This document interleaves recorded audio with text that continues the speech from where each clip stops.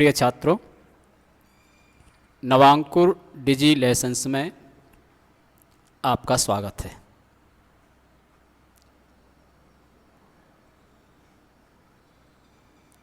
मैं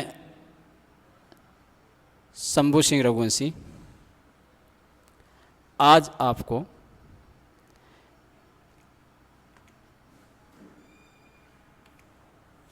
हिंदी सामान्य कक्षा 12 के अंतर्गत पाठ 13 3 बच्चे कहानी पढ़ेंगे। यह कहानी श्रीमती सुभद्रा कुमारी चौहान ने लिखी है।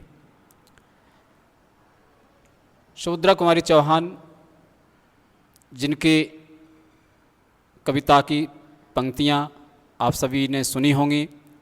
खूब लड़ी मर्दानी वह तो झांसी वाली रानी थी, बुंदेले हर बोलों के मुँह हमने सुनी कहानी थी। खूब लड़ी मर्दानी वह तो झांसी वाली रानी थी। ये झांसी की रानी के ऊपर कविता लिखने वाली सुभद्रा कुमारी चौहान ने कहानियाँ भी लिखी हैं। इनका जन्म 16 अगस्त 1904 को इलाहाबाद के निहालपुर मोहल्ले में हुआ था। इनका विवाह 1919 में खंडवा के राजा ठाकुर लक्ष्मण सिंह के साथ हुआ था और इनकी मृत्यु 15 फरवरी को 1948 में एक कार दुर्घटना में हुई। असामयिक इनकी मृत्यु हुई। इन्हें सबसे ज़्यादा प्रसिद्धि मिली झांसी की रानी, जो कि एक आख्यानिक गीत है। इस आख्यानिक गीतियाँ इतनी प्रसिद्ध हुई कि लोग रानी लक्ष्मीबाई का स्वतंत्रता में क्या योगदान है उसका महत्व जानने लगे थे। झांसी की रानी को उनका महत्व सिद्ध कराने में सुभद्रा कुमारी चौहान का काफ़ी योगदान है। इनके रचनाएं जो हैं, झांसी की रानी के अतिरिक्त कहानी संग्रह बिखरे मोती, उन्मादिनी एवं सीधे साधे चित्र, ये 3 कहानी संग्रह हैं। इनमें कई कहानियां हैं। कविता संग्रह में मुकुल, त्रिधारा।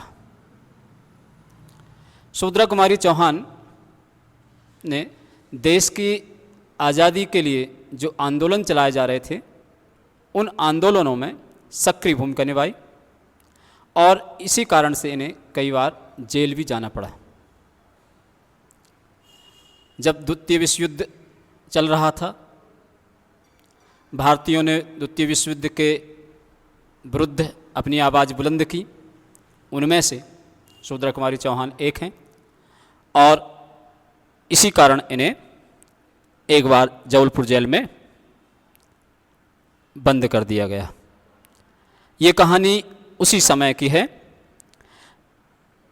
लेखिका के जीवन से जुड़ी हुई कहानी है। आइए इस कहानी के बारे में पढ़ते हैं। इसमें 3 अनाथ बच्चों का चित्रण किया गया है। यह एक मार्मिक कहानी है। इसमें लेखिका ने मानवीय प्रकृति के बीच बेबस बच्चों की कारुणिक परिस्थितियों का चित्रण किया है कि किस तरह से मानवीय नियति में जो बेबस हो जाते हैं, उन बचपन का किस तरह से जीवन यापन होता है उसका चित्रण किया है। कहानी के प्रारंभ में उन्होंने अपने बच्चों की बात की है। सुभद्रा कुमारी चौहान के 3 बच्चे आपस में बहस करते हैं कि किसकी क्यारी के फूल सबसे ज़्यादा सुंदर हैं। सब अपने अपने फूलों को सुंदर बताने के लिए आपस में विवाद करते हैं और झगड़ते हैं। न्याय के लिए सुभद्रा कुमारी चौहान के पास पहुंच जाते हैं। सुभद्रा कुमारी चौहान को भी न्याय करने में कठिनाई आती है, क्योंकि जो न्यायालय होते हैं उसमें न्यायाधीश के पास दलीलें होती हैं, साक्ष्य होते हैं, कुछ कानून की धाराएं होती हैं, इनके प्रकाश में वो अपना निर्णय देते हैं। सुभद्रा कुमारी चौहान के पास ना दलीलें थीं, ना कानून की धाराएं थीं, ना बहस करने के लिए वकील थे। ऐसे में किसका पक्ष लें, किस बच्चे की क्यारी को किसके फूल सुंदर कहें, ये उन्हें बड़ी दिक्कत आई। तो यहाँ से कहानी का उन्होंने प्रारंभ किया है, माने बच्चों की बात करते हुए। फिर उनका मुख्य ध्यान था उन बच्चों पर जो उनके यहाँ भीख मांगने आते हैं। 3 बच्चे रहते हैं, इनमें एक बड़ी बहन होती है, उसका नाम ईठी रहता है, उससे एक छोटी बहन रहती है सीठी, और उनका एक भाई रहता है प्रेमा। ये तीनों बच्चे एक फटी सी झोली टांगे, बड़ी बहन छोटे बच्चे को गोद में उठाए, गली गली गाते हैं और भीख मांगते हैं। इन तीनों बच्चों की माता पिता जेल में हैं।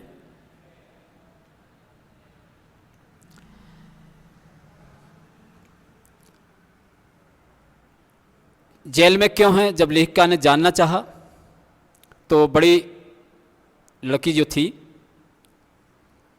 जो भीख मांग रही थी, उसने बताया कि उनका बाप शराबी है, झगड़ालू है, शराब पीकर वो झगड़ा करता है, मोहल्ले में उधम करता है, माँ के विरोध करने पर वो माँ की पिटाई लगाता है। इस कारण से मोहल्ले वालों ने उसकी शिकायत कर दी और पुलिस उसको पकड़ने आ गई। जब पुलिस उसको पकड़ रही थी तो बच्चों की माँ ने उसका विरोध किया, पुलिस पर हाथ उठा दिया, और इस पर पुलिस ने पिता के साथ साथ उनकी माँ को भी जेल में बंद कर दिया। अब ये तीनों बच्चे बिना माँ बाप के हो गए, क्योंकि तीनों बच्चों के माँ बाप को अमरावती की जेल में बंद कर दिया गया। एक छोटा सा बच्चा था, ये भिखारी बच्चे 3 नहीं बल्कि 4 थे, चौथा बच्चा अत्यंत छोटा था तो उसको माँ अपने साथ में ले गई जेल में। 3 बच्चे बेसहारा रहे, न खाने को कुछ, भीख मांगकर पेट पालते थे। 3 महीने में एक बार ही इन बच्चों को इनकी माँ से जेल में मिलने दिया जाता था। एक बार ये बच्चे जब अपनी माँ से मिलने पहुँचे तो वहाँ पर पता चला कि इनकी माँ को अमरावती की जेल से जबलपुर जेल में भेज दिया गया। बेचारे बच्चे माँ के लिए लालायित अमरावती से जैसे तैसे जबलपुर आ गए। जबलपुर में उनके पास ना रहने का कोई ठिकाना था, इसलिए वो जेल के पास में एक पुलिया के नीचे रहते थे और दिन भर मांगते थे, जो मिल जाता था उसको खा लेते थे, और इस याद में कि उनकी माँ जल्दी ही जेल से छूट जाएगी और उसको वो देख सकेंगे। इसी तारतम्य में वो एक दिन मांगते हुए सुभद्रा कुमारी चौहान, जो कि जबलपुर में रहती थी, उनके मोहल्ले में आए और आकर के गाते हुए भीख मांगने लगे। जब वो गा रहे थे तो उनके बोल थे, भगवान दया करना इतनी, मेरी नैया आपको पार लगा देना। इस तरह से वो गा रहे थे। कभी गीत गाते थे, सांवरिया हमें भूल गयो, सखी सांवरिया वृंदावन की कुंज गलन में बाज रही है बांसुरिया, सांवरिया हमें भूल गयो। जब ये आवाज़ लेखिका के कानों में पड़ी और बच्चों को देखा तो उन्होंने जिज्ञासा बस ये सारी बातें पूछी जो अभी बताई गई। और लेखिका के बच्चे दयालु किस्म के थे। उन्होंने उन बच्चों को भोजन कराया। उनसे पूछा, आप क्या लोगे, कच्चा या पक्का? तो उन्होंने कहा जो भी मिल जाए। तब बच्चों को दया आई कि कहाँ घर जाके बनाएंगे, और उन्होंने घर में रखी पूरियाँ, सारी की सारी पूरियाँ उनको खिला दी, घर के लिए भी नहीं बची। तीनों बच्चे माथा टेक कर गदगद हो वहाँ से चले गए। संयोग की बात कि लेखिका को भी द्वितीय विश्व युद्ध के युद्ध विरोधी आंदोलन के कारण जेल में डाल दिया गया। राजनीतिक बंदनी होने के कारण लेखिका को सामान्य कारावास में न डालकर अस्पताल में अस्थायी जेल बनाई गई और वहाँ पर रखा गया और उनकी सेवा के लिए उन बच्चों की माँ को रखा गया जो भीख मांग रहे थे। ये संयोग की बात है। और वो बच्चों की माँ गुमसुम सी रहती थी, अपने एक छोटे से बच्चे को साथ में लिए रहती थी और लेखिका की सेवा बड़ी ईमानदारी और तत्परता से करती थी। जब मौका मिलता था रो लेती थी, कम बोलती थी, अन्य जो बंदनियाँ थीं उनसे ही बात कम करती थी। लेखिका को बहुत जानने की इच्छा हुई उसके बारे में, लेकिन लेखिका समझ गई कि ये वही माँ है जिसके तीनों बच्चे भीख मांगते हैं। लेखिका ने ये बात उसको नहीं बताई कि उसके बच्चे भीख मांग रहे हैं, जबलपुर में हैं, ये उसको नहीं बताया। एक दिन तेज बारिश हुई, मूसलाधार पानी बरसता रहा, नदी नालों में बाढ़ आ गई। तीनों बच्चे जो नाले के पास पुलिया के नीचे रहते थे बाढ़ में बह गए। अगले दिन उनकी लाशें मिली।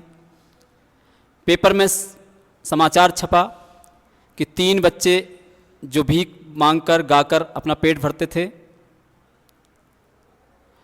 उनके शव मिले हुए, उनकी शिनाख्त नहीं हो पा रही है। ये समाचार लेखिका ने जेल में ही पढ़ लिया। उनकी यह हिम्मत नहीं हुई कि वो इस घटना को उसकी माँ को सुना सकें, उन बच्चों की माँ को सुना सकें। माँ जानने को उत्सुक थी कि पेपर में क्या आया है, क्योंकि उसने देखा कि लेखिका की आंखें डबडबा आई हैं, उनमें आंसू आ गए हैं, तो इसलिए उसकी उत्सुकता और बढ़ गई थी कि पेपर में क्या छपा है। लेकिन लेखिका ने इस सब कुछ जानते हुए उसकी बात को टाल दिया। इस तरह से इस कहानी में उन 3 बच्चों की घटना का उल्लेख किया गया है। आइए अब इस कहानी के प्रश्न उत्तर के बारे में पढ़ते हैं।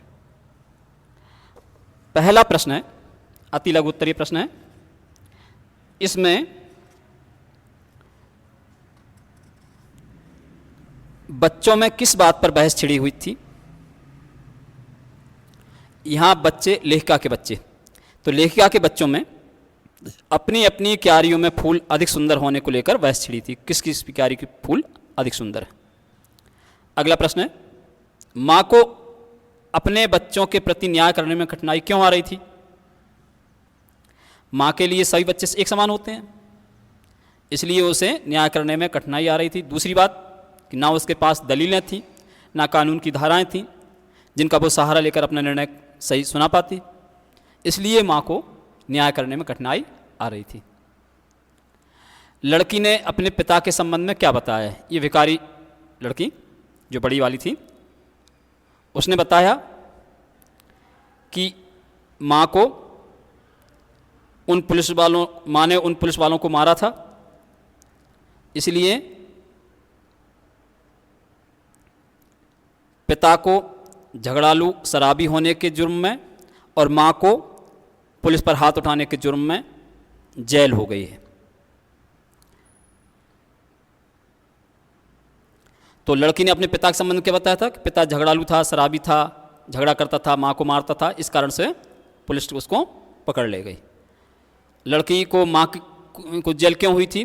तो लड़की की मां ने जो पुलिस वाले लड़के के पिता को पकड़ने आए थे उनको मारा, इस कारण से उनको जेल हुई। दीर्घोत्तरीय प्रश्न, तीनों बच्चों की दशा कैसी थी?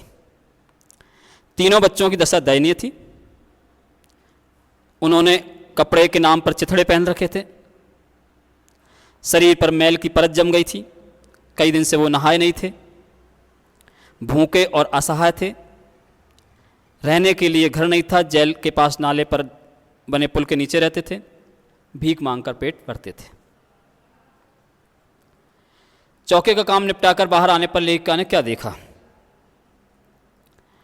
चौके का काम निपटाकर बाहर आने पर लेखिका ने देखा कि 3 भिखारी बच्चे बड़े मज़े में से पूरियाँ खा रहे हैं और उनके बच्चे बड़े उत्साह से उन्हें पूरियाँ परोस रहे हैं।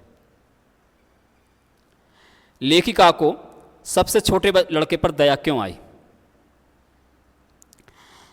लेखिका ने देखा कि तीनों भिखारी बच्चे में जो सबसे छोटा है वह एक लड़का है। वह मुश्किल से कोई 5 साल का था। उसने अत्यंत फटे पुराने कपड़े पहने थे। उसके बाल रूखे सूखे थे। कई दिनों से उसने नहाया नहीं था तो मैल की परत जम गई थी। गालों पर आंसुओं के निशान थे। लड़के की इस असहाय स्थिति को देखकर लेखिका को उस पर दया आ गई। जबलपुर की जेल में लेखिका को किस प्रकार रखा गया था? लेखिका को जबलपुर की जेल में रखने की जगह उन्हें अस्थायी जेल बनाई गई थी, अस्पताल में रखा गया था और उनके सेवा के लिए 2 महिला कैदियों को नियुक्त किया गया था, जिसमें से एक महिला कैदी इन बच्चों की मां थी जो भीख मांग रहे थे। अखबार में जबलपुर की कौन सी घटना छपी थी? अखबार में जबलपुर की घटना छपी थी कि कल रात एकाएक पानी बरसा और बहुत पानी बरसा। जेल के पास के नाले में 3 गरीब बच्चे बह गए। उन तीनों की लाशें मिली हैं। बहुत कोशिश करने पर भी इनकी शिनाख्त नहीं हो सकी है। 2 लड़कियां और एक लड़का है। ऐसा सुना गया है कि ये गाना गाकर भीख मांगा करते थे। इस प्रकार ये 3 बच्चे कहानी आपको समझ में आई होगी। धन्यवाद।